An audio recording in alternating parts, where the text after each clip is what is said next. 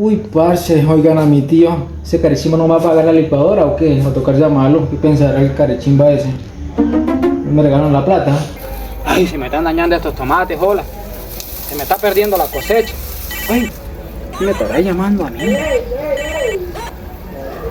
¿Aló? ¿Qué más, sobrino? ¿Cómo está? Hey, tío, ¿qué más? Oiga, tío, vea, lo estoy llamando por la licuadora. Uy, y se te escucha claritico, sobrino, claritico se te escucha.